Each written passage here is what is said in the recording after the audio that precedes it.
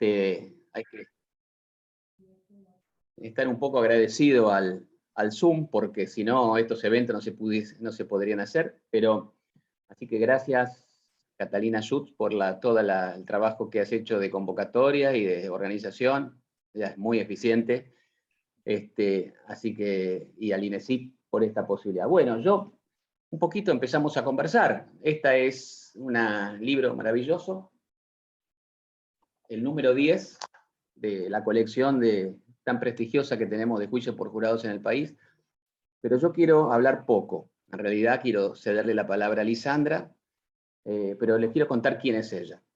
Entonces, Lisandra es una persona que en plena pandemia recibió un mail y me escribió y me puso: profesor Harfuch, mi nombre es Lisandra Panzoldo, soy de Brasil, etc. Bueno, y ella estaba haciendo como un trabajo de investigación y me pidió si yo le podía dirigir ese trabajo. Por supuesto le dije que sí. Pero entonces planeamos hacer un Zoom, que recién en esa época, en el 2020, se empezaban a hacer los Zooms. Yo no sabía ni cómo hacer. En fin, ahora todos ya sabemos. Bueno, y la conocí ahí, y con papel y lápiz estuvimos 1 hora y pico hablando.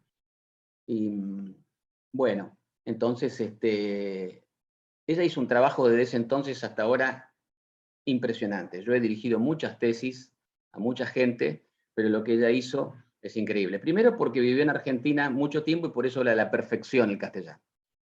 Eso ayudó. Segundo, porque se interesó por nuestro sistema de justicia de jurado, que está evidentemente ya repercutiendo hasta en países vecinos como Brasil. Que tiene jurado, pero un jurado que ella va a contar muy antiguo, casi 200 años ellos juzgan los homicidios dolosos por jurados, pero con un jurado como todo lo que sucedió en América Latina, muy marcado por la cultura mixta y la cultura inquisitorial. Y bueno, y Lisandra habla portugués, habla castellano, habla inglés, estudió medicina, estudió psicología, bueno, en fin, es increíble el talento que tiene. Pero mi sorpresa más grande fue que está en el prólogo del libro, que cuando seguimos charlando, ya esporádicamente, y al año y medio recibo su trabajo. Entonces, cuando yo leo el mail, leo el trabajo, que pensé que estaba destinado a una tesis de maestría, es decir, 30 hojas, me encontré con un libro entero que había escrito con un rigor científico, y le dije: esto no es una tesis, esto es un libro. Entonces vamos a editar un libro, y por supuesto hicimos algunas idas y vueltas.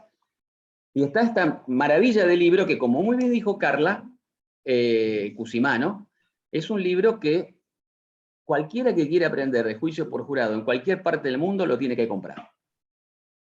Porque va a entender todo, está todo explicado, toda la fase del sistema de jurado. Es decir, no es un libro solamente exótico para hablar de jurado brasileño, no. Lo es, pero ese es el verdadero hallazgo de esta obra, que nos permite, a partir del estudio comparado del sistema de jurado argentino y brasileño, entrar, como dice Carla, en Canadá, Estados Unidos, Inglaterra, ver todos los aspectos del voir dire, del jurado de las instrucciones, del proceso de incorporación de la prueba, de cómo son los formularios de veredicto, cómo se sortean los jurados, todo, absolutamente todo. Yo creo que es un libro que prestigia enormemente a nuestra colección. Toda colección de este nivel siempre tiene derecho comparado, por eso tenemos libro de Valerie Hans, de John Gastile, de Sherry Diamond, y también ahora de un país hermano nuestro, Brasil, nuestro amado Brasil, y porque Brasil es como decimos, Brasil le debe al continente la reforma de su sistema de justicia. Brasil no puede seguir con el sistema de justicia que tiene, no puede seguir. Como nosotros tampoco podemos seguir con el sistema de Comodoro Pi que tenemos en federal. No puede ser más. Nosotros ya tenemos provincias enteras hace años con sistema acusatorio en serio y con jurado. Y funcionan de un modo muy diferente. Y Brasil está en esa. Tiene en su Congreso, ya durmiendo hace rato, el proyecto de reforma del CPP, pero ustedes vieron, es como el agua se filtra por los lugares más inimaginables, pero siempre se filtra. Bueno, el jurado, de algún modo, argentino está empezando a resonar en las jóvenes y jóvenes juristas brasileños, como Lisandra, cosa que nos agrada muchísimo, y por eso es que realmente me complace muchísimo estar acá, presentar este libro, que además tiene la virtud de que los editó simultáneamente en portugués y en castellano. Es decir, hay este mismo libro en portugués, estuve en la presentación, yo tuve que hablar en castellano, pero traté de hablar despacito para que me entendieran. Y bueno, por ahí creo que me entendieron, Lisandra, vos no sé si vas a decir. Perfectamente, sí. Bueno, entonces, y así que sin más, yo los invito a que escuchemos a Lisandra hablar de este libro, de cuál fue su idea, y después me encantaría poder conversar, que conversemos un poquito hasta que se cierre la actividad, y hacerles saber nuevamente que todos aquellos que lo deseen adquirir durante hasta el martes van a poder adquirirlo con un descuento llamando al editorial, acá está el número de teléfono, etcétera. Está en la calle Viamonte y Uruguay, para los que viven en Cava, y si no, lo pueden hacer por teléfono. Pero es un libro que afortunadamente, para nuestra sorpresa, está teniendo una buena recepción, al menos en Argentina, no sé cómo va en Brasil, pero yo soy de los que opinan, igual que mis maestros, Mayer Binder, que un libro correcto, en las manos correctas, puede desatar una revolución. Muchas gracias, Andrés. Yo quiero agradecer muchísimo a Andrés Harfuch, porque sin su apoyo y orientación este libro no sería posible. Y agradecer también a la Asociación Argentina de Juicio por Jurados por hacer que el mejor trabajo esté disponible en su página, y también, por supuesto, agradecer a la editorial Ad Hoc y a todos del INESIP. Muchísimas gracias. Y bueno, como dijo Andrés, yo quería empezar hablando de por qué elegí Argentina para hacer un estudio comparado. Entonces, que un bello día, un profesor mío me pidió para preparar una clase sobre cómo eran los juicios por jurados en América Latina.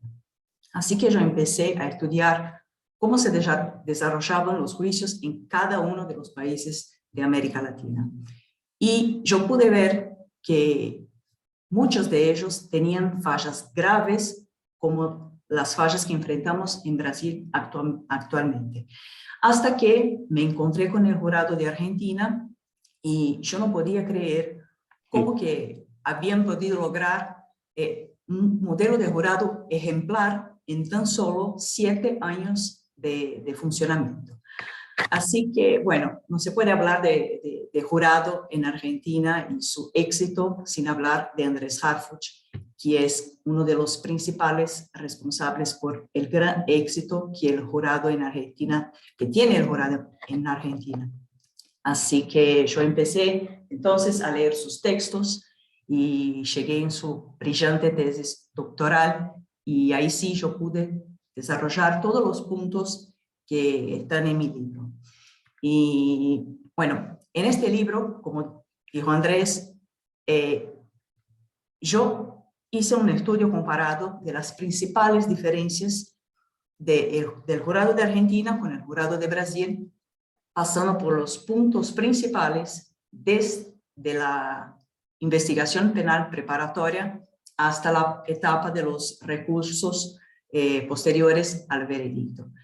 Y bueno, empezamos a hablar brevemente cada una de las diferencias entre los dos países, y la primera gran diferencia la principal es que Argentina tiene el juez de garantías y nosotros en Brasil no tenemos, aún no lo tenemos en nuestro sistema de justicia, empezando por la investigación penal preparatoria.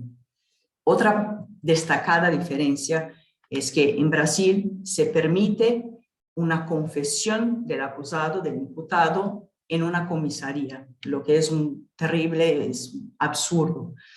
Y la etapa de investigación acá en Brasil no tiene un plazo realmente fatal, es decir, que se puede tardar 2, 3 o 4 años solamente en esta etapa penal de investigación. Otro punto que a mí me llamó mucho la atención es que En Argentina se permite, en esta etapa preliminar, la contradicción y la defensa amplia, lo que acá en Brasil no tenemos. Es decir, si uno no tiene un defensor privado en esta etapa, no se puede contar con un defensor público. Y el propio profesor Alberto Binder dice que aunque esta etapa en Argentina no sea una etapa eminentemente contradictoria, se debe proporcionar, se debe permitir una defensa amplia. Y bueno, brevemente en la investigación penal preparatoria, estas son las destacadas diferencias entre Brasil y Argentina. Después tenemos la etapa intermedia, que es prácticamente lo mismo, que sirve para preparar el caso para el día del juicio por jurados. Entonces, que en esta etapa se decide si el caso será enviado para que los jurados puedan decidir o si se termina en esta etapa. Y yo quiero desarrollar un poco más los puntos del día del juicio, a empezar por la audiencia de selección del jurado, que tiene una palabra en francés que es el voir dire, que significa decir la verdad, que en Argentina en realidad no se selecciona directamente el jurado, sino que se deselecciona aquel jurado que probablemente va a tener un sesgo o trae ya alguna parcialidad o potencial parcialidad al juicio. Acá en Brasil es distinto porque se selecciona directamente el jurado. Entonces, que en el día del juicio, el juez tiene una lista con el nombre, el número de documento y la profesión del jurado. Entonces, que el juez sortea y las partes dicen si se recusa aquel jurado o si se acepta aquel jurado. Y eso está mal desde mi punto de vista, porque ¿cómo saber si ese jurado trae un sesgo potencial si yo no hago preguntas a este jurado? Entonces, que la elección de este jurado es una elección puramente instintiva. No hay preguntas, no hay un desarrollo más grande en esta etapa. Así que no se puede elegir un jurado que realmente sea imparcial si yo no conozco aquel jurado. Y otra marcada diferencia es que no es que en Brasil las instrucciones al jurado no son tan buenas como las instrucciones que tiene el jurado de Argentina. Acá en Brasil simplemente que no hay instrucciones al jurado.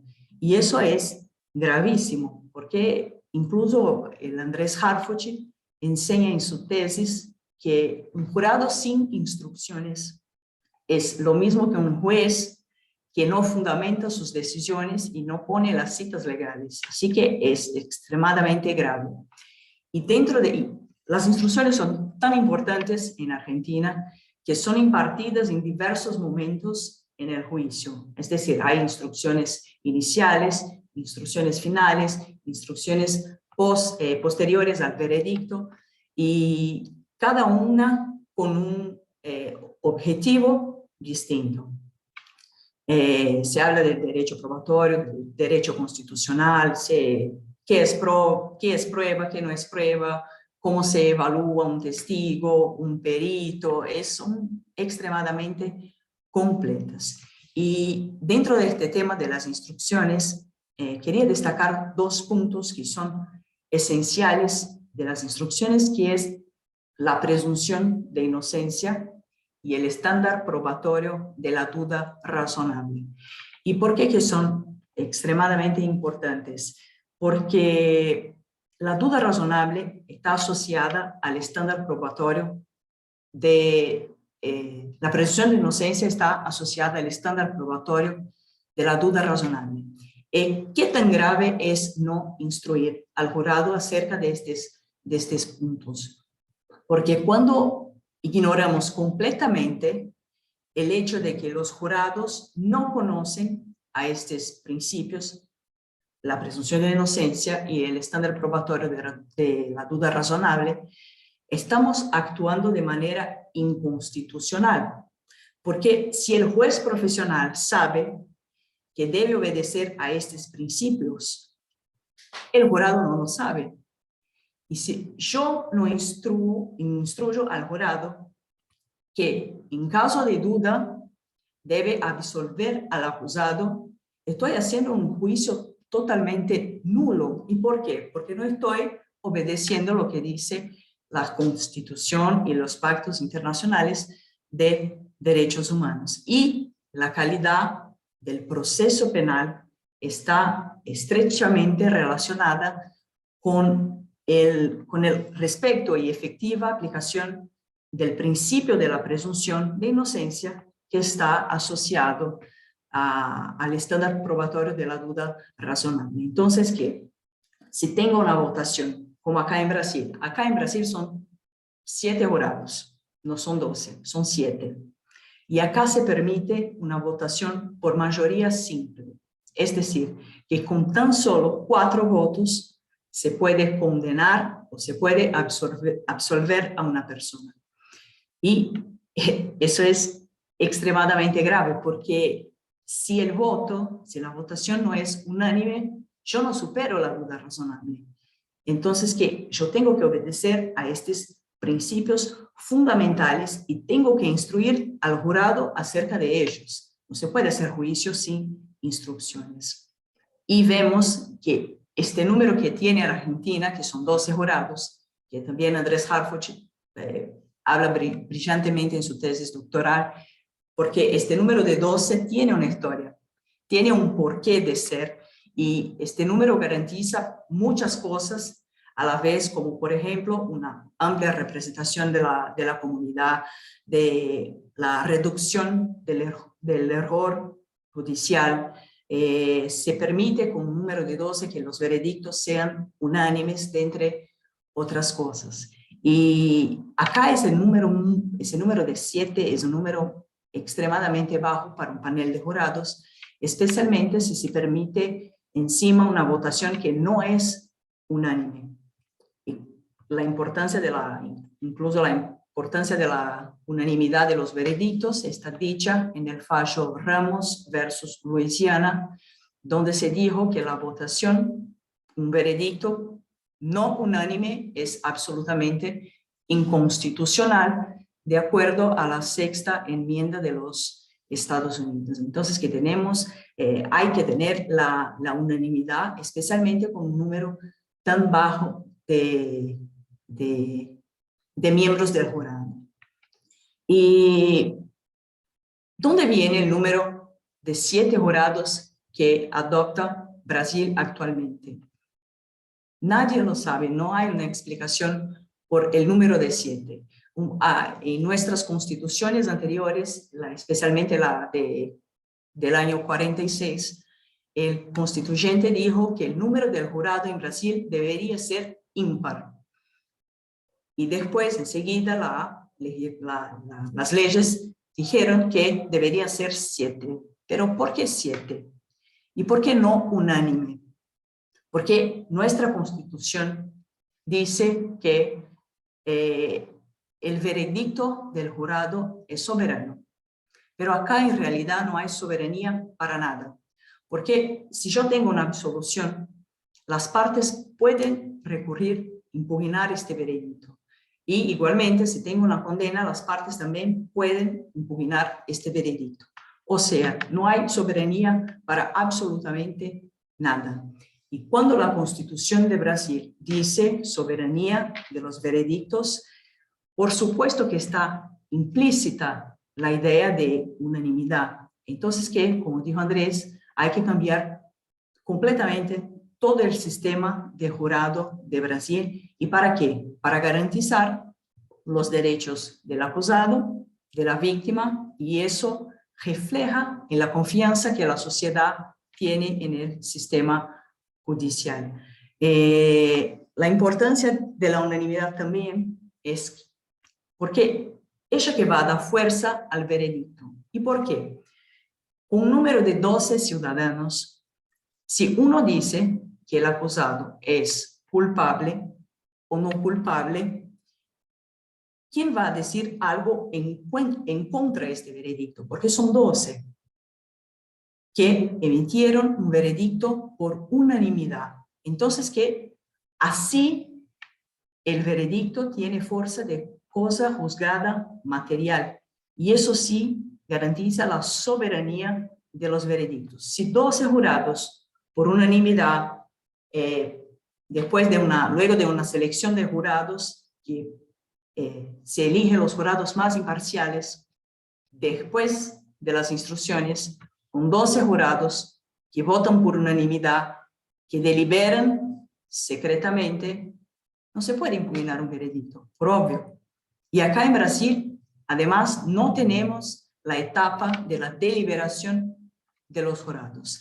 Entonces, que en Brasil se hacen preguntas a los jurados acerca del hecho, sin instrucciones, o sea, si alguna de las partes dijo que mi defendido fue una legítima defensa. El jurado no sabe lo que es una legítima defensa y tiene que votar si el hecho fue cometido por una legítima defensa o no. Mira, qué grave que es, porque si el jurado no delibera, el veredicto no es representativo de la sociedad. Así que se hacen, como decía yo, se hacen preguntas a los jurados y cada uno de los 7 recibe una boleta con la palabra sí o no. Se hacen preguntas y el jurado dice si la pregunta es verdadera o no. Y así se puede llegar a un veredicto. Entonces, que si tan solo 4 personas deciden si el acusado es culpable o no culpable, ya está el veredicto. Y qué grave, y qué tan grave es eso, porque con tan solo 4 votos yo puedo absolver a un probable culpable o culpar a un probable inocente. Entonces, que todo ese sistema de jurado en Brasil está muy mal y el modelo de jurado que tiene Argentina es un modelo extremadamente ejemplar. Yo a veces escucho las instrucciones del juez al jurado y yo aprendo más de derecho penal que a veces en la universidad, porque las instrucciones son tan brillantes, pero tan brillantes, que se aprende un montón con ellas. Así que acá en Brasil hay un otro error gravísimo, que cuando el jurado, cuando se tiene un veredicto absolutorio, el Ministerio Público Fiscal puede recurrir este veredicto. Y eso es gravísimo también, porque está en los pactos internacionales de derechos humanos, las convenciones, que no se puede recurrir un veredicto absolutorio de un jurado.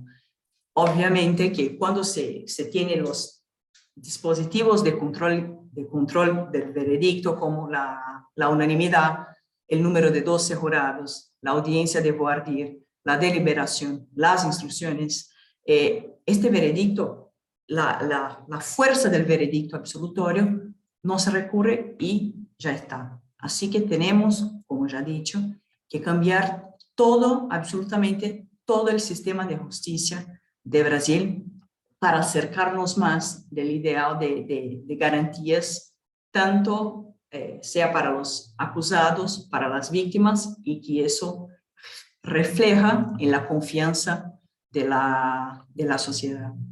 Así que Andrés, no sé si fue muy breve, pero... Excelente, así que a mí me encantaría que podamos intercambiar preguntas, si le quieren hacer a Lisandra. Yo te haría una yo a vos. La primera, porque yo les confieso, si Lisandra, a mí me sorprendió porque en Entre Ríos, en Chaco, en Mendoza, los juicios por jurado se transmiten por YouTube. Del mismo modo que estamos todos siguiendo, casi como si fuese una telenovela venezolana, el juicio entre Johnny Depp y Amber Heard. Bueno, es decir, lo están televisando, es el futuro de todo esto. Entonces ella pudo desde Brasil, gracias a la tecnología, ver todos los juicios. Por supuesto no se veía con los juicios penales no se pueden ver todos, pero se pueden ver los alegatos de apertura, de clausura, las instrucciones, el veredicto. Y ella se miró todas las instrucciones de más de 20 o 30 juicios. Entonces hizo un trabajo de investigadora de campo muy serio. Y ella me escribía y me decía, yo no puedo creer esto que ella dice, que yo aprendí más derecho penal escuchando las instrucciones de las juezas y jueces argentinos que en la facultad. Bueno, es verdad. Pero, por ejemplo, a mí, como argentino, aprendí más del jurado argentino leyendo este libro por dar cosas sentadas. Entonces mi pregunta es, por eso me quise fijar, decime, explícanos brevemente, así dejamos esta parte, para que la gente que está aquí pueda hacerte preguntas. Pero a mí me llamó mucho la atención que ella le pone muchísimo énfasis en cómo elegimos los jurados en Argentina. Ustedes saben que nosotros los sacamos un sorteo del padrón electoral, porque en Argentina todos estamos representados en el padrón. ¿Por qué no nos explicás cómo es en Brasil? Porque eso sí es un impacto muy grande que se suma a esta legitimidad del veredicto. Es decir, en Argentina, el jury pool, como podríamos llamar, están todas y todos. Todas las mujeres y todos los varones y todas las personas no binarias de este país están todas en el padrón electoral. Ahora, después que salgan sorteadas aleatoriamente es importante, pero a mí me llamó mucho la atención cómo eligen a los jurados en Brasil. Bueno, el juez acá manda una carta a las instituciones diciendo, díganme los nombres de las personas que obedecen al padrón de edad, en fin, si tiene desde 18 a 75 años, el juez pide a las instituciones que él elige para que manden los nombres para hacer una lista. De esta lista, 10 días antes del juicio, el juez sortea 25 nombres. En el día del juicio, estos 25 que el juez pidió para que alguna institución mandara una carta con los nombres, se sortean 25. En el día del juicio, el juez con estos 25 nombres va sorteando cada uno y las partes pueden hacer las recusaciones con o sin causa. Pero, como yo dije, es una elección puramente instintiva porque no se hacen preguntas a los jurados. Así que las partes no conocen al jurado en profundidad como se conoce el jurado en un voir dire en Argentina. No sé si se entendió. Te preguntan que este sistema se llama alistamiento, lo llama Sí, Lisandra. sí. Pero aquí la gente quiere saber, ¿a qué llamas instituciones, Lisandra? Es decir, ¿el juez llama a quién para que le traigan los nombres? ¿A un ministerio, a una repartición pública, llama a un club de fútbol, o sea, llama al Sport Club, al Iris, no sé, ¿a quién llama? A cualquier que él quiera, a cualquier que les convenga, puede ser en una facultad, puede ser en una institución privada, puede ser la que él elija. Bien, entonces ven que aquí esto está estudiado hace mucho. En Roma antigua hubo una guerra por esto, porque es decir, todo gobierno quiere controlar a los jueces y elegirlos. Entonces, Lisandra le da en el libro un valor tan grande al azar y a la cuestión de la aleatoriedad, que nosotros decimos, bueno, se sortean del padrón como si nada, y es muy importante, porque si no podemos digitar la integración de los miembros del jurado. Imagino que debe haber pocos jurados de las clases muy, muy bajas o populares en Brasil, porque seguramente no están en instituciones, ¿no? Entonces, bien, a mí realmente me maravilló leer esa parte porque ahí comprendemos cómo ahí hay imbricado una garantía constitucional de la representatividad y la imparcialidad del juzgador, ¿no? Que bueno, esta era mi pregunta para vos, Lisandra, ¿no? Porque creo que a mí me sorprendió muchísimo leerlo. Quería hacer una aclaración de otro punto extremadamente importante que tiene Argentina, que es la paridad de género en el panel de jurados. Especialmente cuando decimos que en casos que involucran la violencia de género, la paridad es extremadamente importante, porque si hay paridad, yo no puedo con el argumento de que las partes Por ejemplo, acá, si hay un caso de violencia de género, las partes pueden elegir el género que va a compor el panel de jurado que más les convenga. Así que eso está mal, porque a veces tengo un panel de jurado que está compuesto solamente por varones o solamente por mujeres. Así que las partes pueden decir, pero hubo un caso de violencia de género y las partes del panel de jurado estaban compuestos solamente por varones, por obvio, que iban a absolver el acusado. Así que se termina este tipo de argumento con la paridad de género y eso es increíble, increíble. Así que bueno, si tienen preguntas. Yo tengo más, pero bueno, pero primero vamos a dejar que pregunten los asistentes. Si alguien quiere hacer alguna pregunta en el chat o tomar la palabra, es más que bienvenido o bienvenida. Ahí pregunta Juan Ignacio Dios, ¿qué tipos de delitos se juzgan por jurados? Todos los delitos contra la vida, es decir, homicidio, infanticidio, suicidio y aborto. Todos los 4 delitos se juzgan por jurados, sean delitos consumados o delitos tentados. Yo no resisto. Lisandra, decime, ¿por qué no nos explicás qué es esto del indubio pro societate? Bueno, en la etapa intermedia, acá, si el juez tiene alguna duda, si fue el acusado quien cometió el delito o si el delito realmente ocurrió, acá existe el indubio pro società. Es decir, en la duda, si tengo una duda, si el juez tiene una duda, manda el caso al jurado. O sea, que no se obedece el principio de la presunción de inocencia en ningún momento del juicio. Porque si en la etapa intermedia, si el juez tiene duda, debería resolver, por supuesto. Pero no, acá no. Hay una construcción de la doctrina que se llama este indubio pro società, que en caso de duda, el juez manda el caso al juicio. Y en el día del juicio, el jurado no sabe qué es la presunción de inocencia y que ante una duda debe absolver al acusado. Así que en ningún momento se respeta la presunción de inocencia que está en nuestra Constitución y en todas las demás. Así que eso es el indubio pro società. En caso de duda, en la etapa intermedia de preparación al juicio, si el juez tiene duda, manda el caso a ser juzgado por jurados. Es decir, por más que haya pruebas frágiles quizás para llevar a juicio, para ir al juicio, porque no es un problema tan solo brasileño, aclaro, nosotros estamos, a pesar de que no lo crean, bueno, acá ya veo que empiezan un montón de preguntas, así que con esto dejo, pero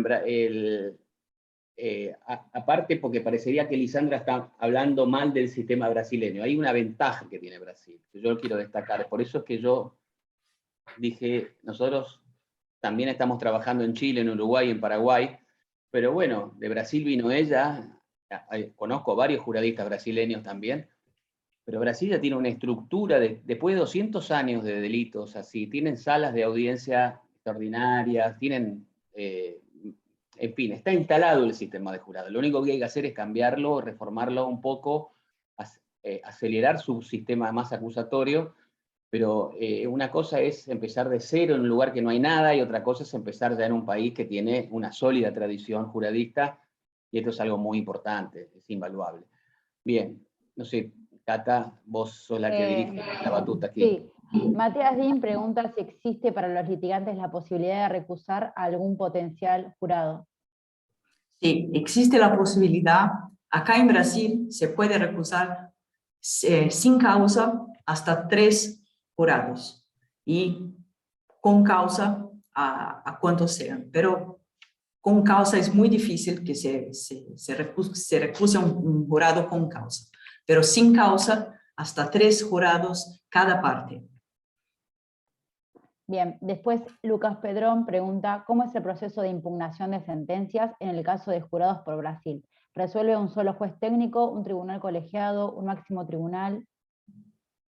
Bueno, luego de un veredicto del jurado, si las partes impugnan el veredicto, se decide ante un colegiado de 3 jueces y nuevamente no hay unanimidad. Así que si 2 jueces deciden, ya está tomada la decisión. Entonces que luego de un veredicto se impugna y 3 jueces van a decidir si las partes tienen o no razón.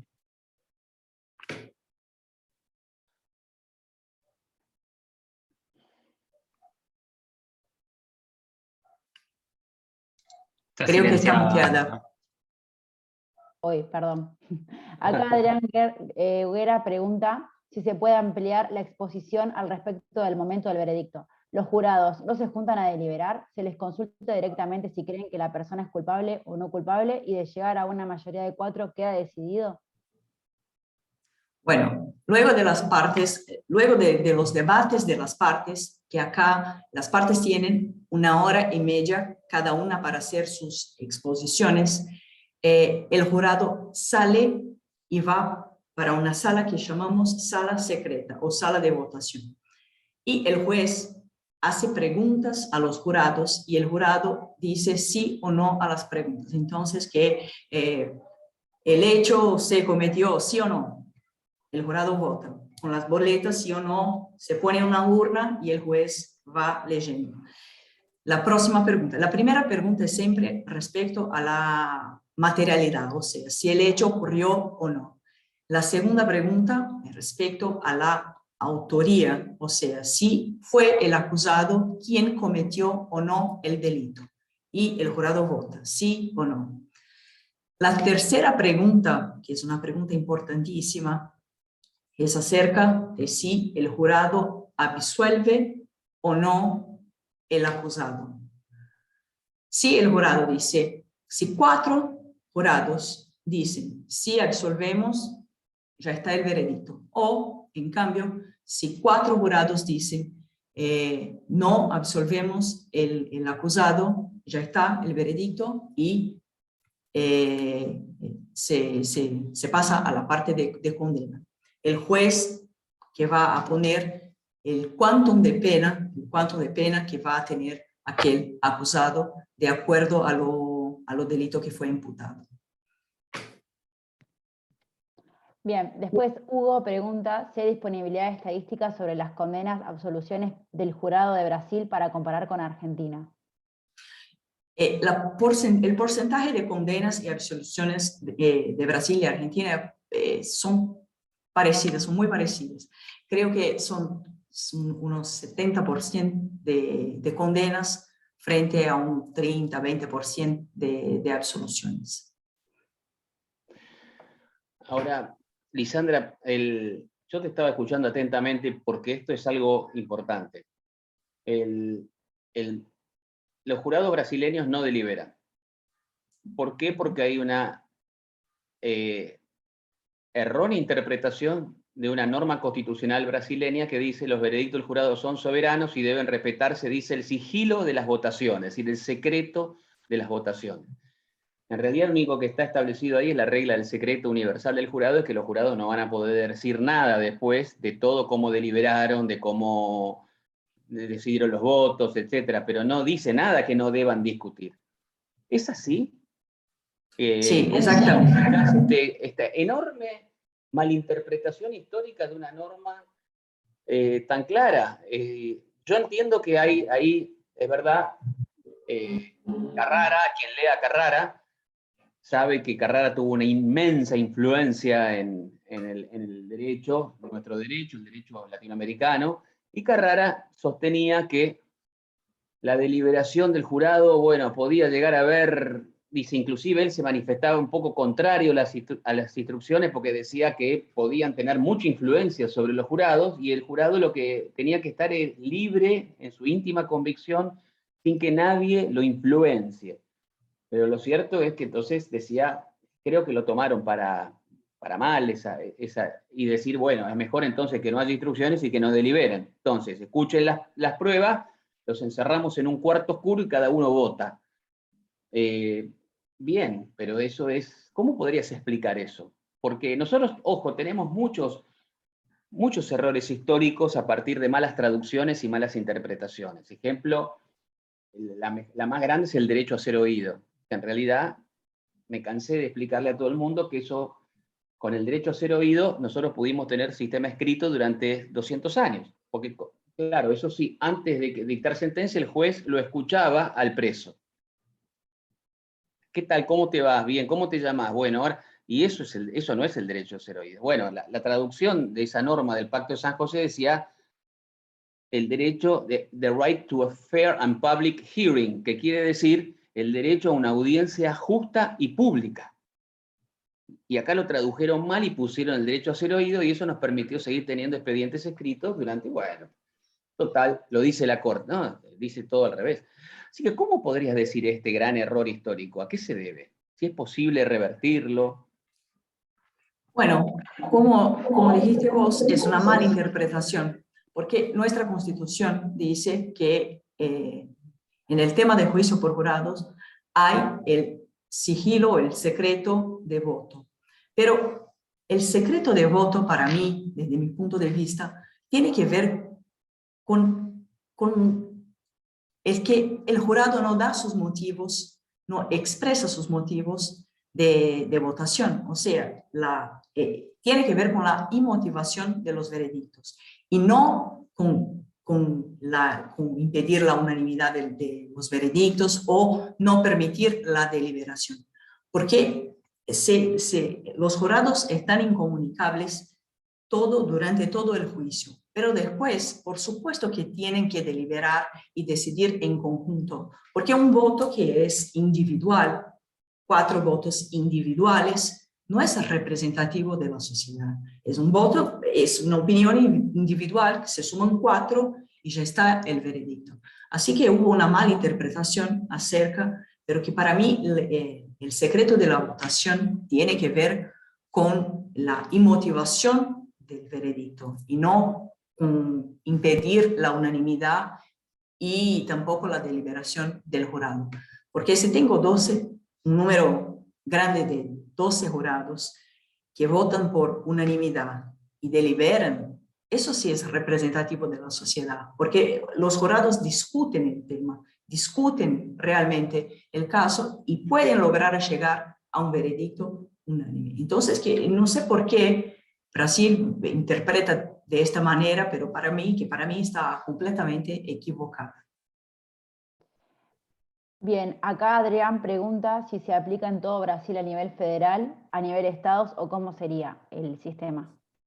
No, el sistema es a nivel federal. No, acá, a diferencia de Argentina, no tenemos un código procesal penal para cada provincia. Hay un solo código procesal penal que vale a nivel federal.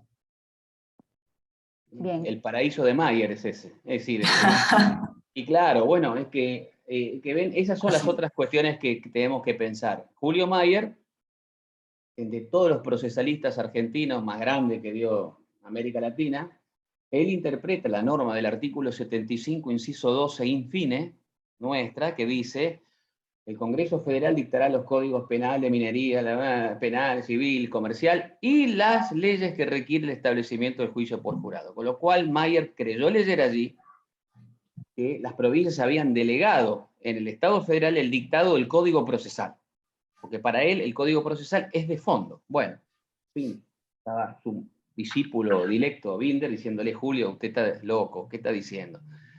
No, bueno, en fin, fue toda una discusión, pero fíjate cómo, escuchando a Lisandra, nos damos cuenta que en Brasil lo interpretaron así, teniendo un Estado federal igual que nosotros. Tiene poderosos estados locales y un Estado federal. Bueno, listo, Cata, sigamos. Dale. Bueno, después Carlos pregunta cómo se instruye el jurado ante un caso en que se requiere un cierto conocimiento jurídico, como por ejemplo la legítima defensa, que requiere ciertos requisitos e interpretación. No se instruye. Y este es el punto, no se instruye al jurado acerca de nada.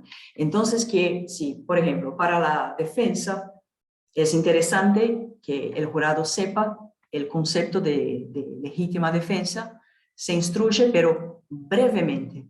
Pero esta aclaración no proviene de una figura imparcial como el juez, por ejemplo.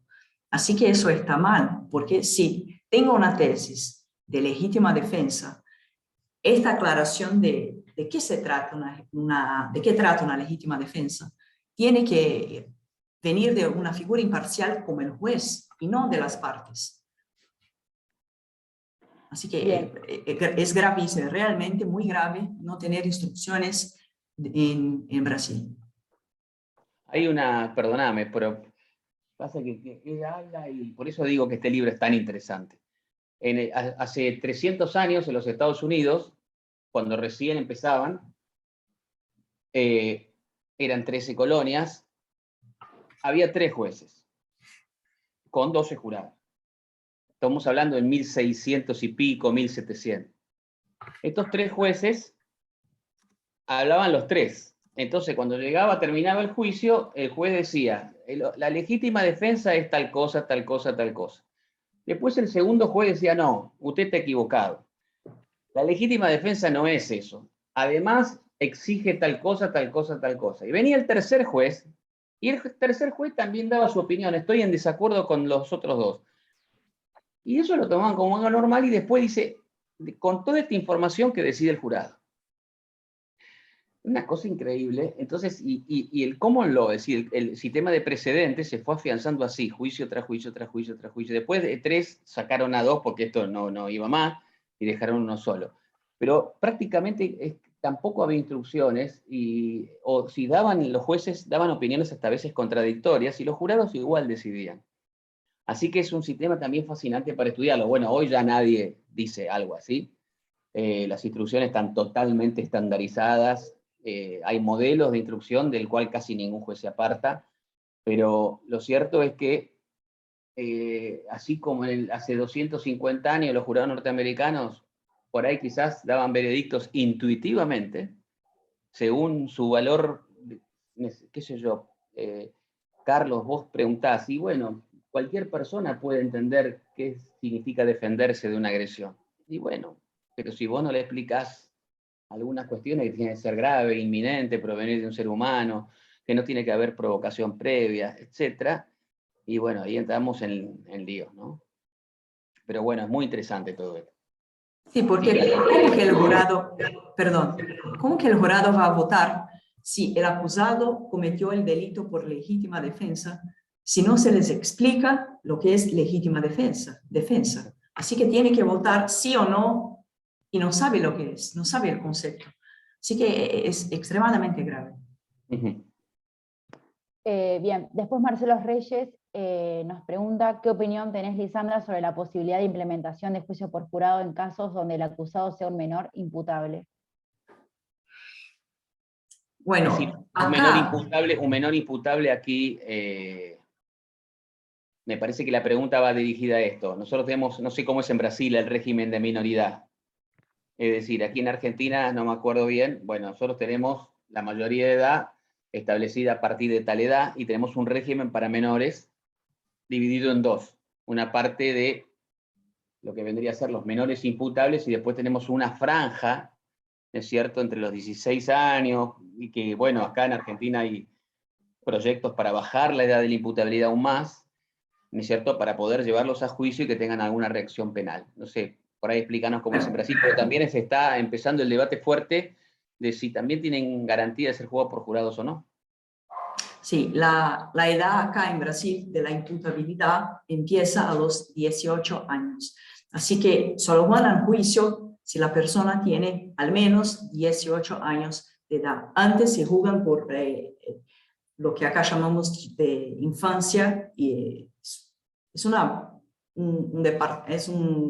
¿cómo decir? Es un sector, una parte especializada en cuestiones de menores de edad, abajo de 18 años. O sea, solo van a juicio desde 18 años arriba. Bien, después Carlos nos pregunta, ¿y cómo se instruye, por ejemplo, un caso de homicidio peritencional? Estas son mis dudas, pero de acuerdo a la implementación de juicios por jurado. Todas estas cuestiones legítima defensa o cualquier otra cuestión, son, si conviene a las partes son las que explican al jurado de qué trata cada uno de los conceptos o de cada una de las tesis que van a sostener en el juicio. Así que legítima defensa, alguna otra cuestión, las partes explican al jurado de qué trata tal cosa. Y la parte contraria trata de hacer el contraexamen o de instruir de una manera contraria. Bueno, creo que ya si nadie más tiene alguna pregunta o si quiere decir algo.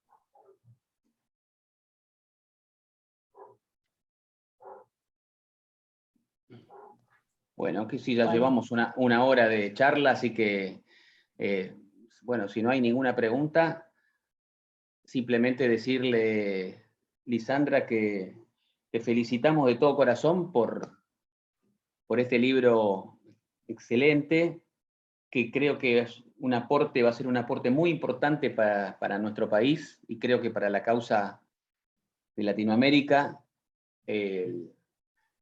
Siempre en el prólogo tuve que escribir esto: Brasil es la octava potencia mundial, no puede ser que tenga un sistema como el que está describiendo Lisandra, ¿no es cierto? ¿Cómo es esto que no puede haber un defensor público cuando una persona es detenida?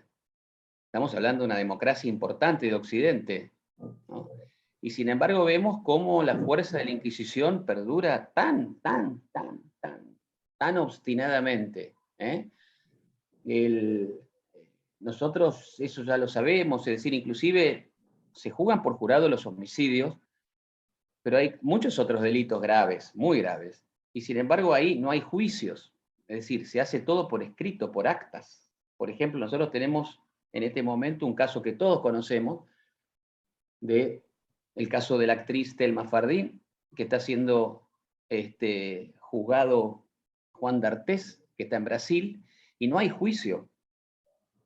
No hay juicio, hay recolección de papeles, y eso debe ventilarse en un juicio oral y público, continuo, inmediato, contradictorio, con plena garantía de defensa, también que esté la querella, que esté la fiscalía, de corrido.